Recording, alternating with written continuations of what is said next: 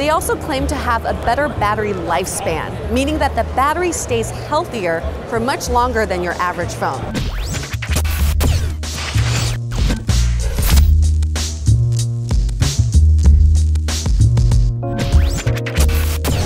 Well, if it isn't our old friend, the Sony Xperia, this is the Sony Xperia XZ3. Now, this phone has come a long way since Mobile World Congress in Barcelona.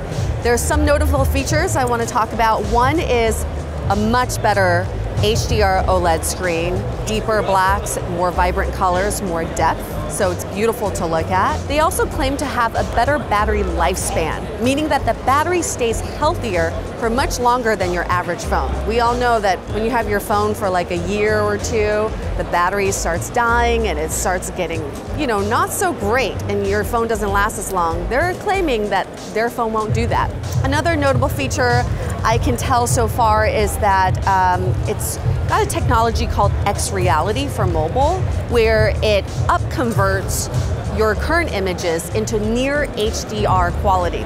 The keyword there is near HDR, but at least is making your current photos much better than they were before. In terms of design, I think it's a lot more intuitive than what we saw in Barcelona. The side sense works better, so when I double tap on the right side of the phone, 9 of your most used apps do show up. And they have something called a smart launch, so if your phone is flat on a surface and you raise it up, landscape, it will launch the camera right away. Some very intuitive design. I think the Sony Xperia is definitely improving into a phone that I'm starting to like.